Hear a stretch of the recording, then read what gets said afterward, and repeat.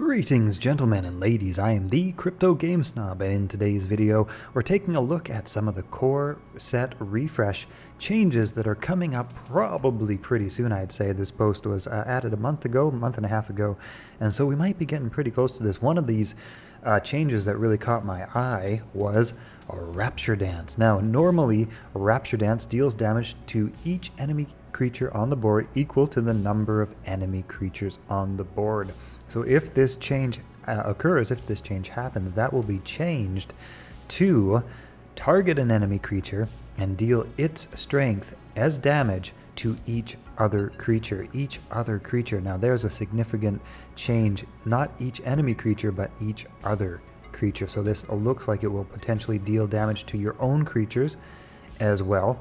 And instead of dealing damage for each enemy creature on the board, you will deal the strength of the creature that you target. Now this is also interesting and very significant because when you play up against Deception, it's not so much the Rapture Dance, usage that can be very intimidating, very stalling, very worrisome when you play against Deception.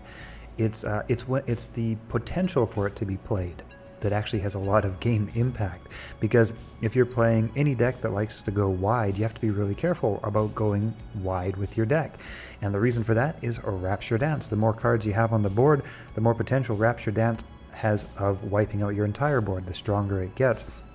So you tend to play a lot more conservatively when you expect your opponent might have Rapture Dance, and spoiler alert, they always have Rapture Dance, or so it seems. So this is going to be interesting. So now instead of worrying about how many cards you have on the table when you're trying to avoid that Rapture Dance, you're going to be thinking more about how strong the creature is that you're playing on the table. And on this, on the other hand, this card is also going to damage your enemy's board as well. So they might want to be a little bit more careful about when and where they use that Rapture Dance. Is this going to nerf Rapture Dance? Maybe. Are we going to see Rapture Dance played less? Potentially, because if you wipe out your own board as well as your enemies, you might not want to play this as much. This might not see as much play. I kind of feel like this is more of a nerf than a buff, certainly, because yeah, it used to be just taking out your enemies' creatures. Now it's taking out your own creatures. And I would say it's going to be easier for your opponent to avoid as well.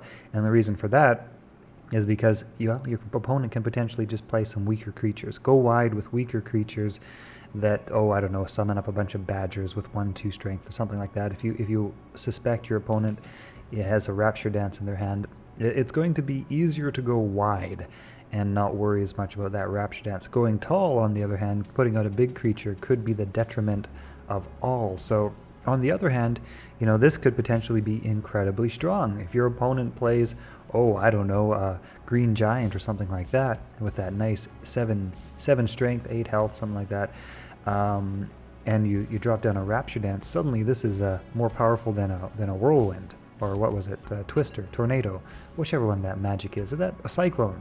More powerful than a Cyclone. I think it's Cyclone. I don't know. One of those twirly, whirly, windy things that Magic likes to play at 7 mana. I always forget which one it's called. So some interesting changes to Rapture Dance. I don't know if it's a nerf. I don't know if it's a buff. It's interesting. It's probably more of a nerf than a buff, but it's interesting anyway. It has potential to be a lot stronger. Has potential to be a lot weaker. It's just very different. It's going to be very different how this gets played. So okay, that's a look at Rapture Dance. And of course, these are not 100% confirmed changes. I don't know if these are going to make it into the live game, but this does seem to be the list of changes that are currently being tested and experimented with. So everything with a grain of salt.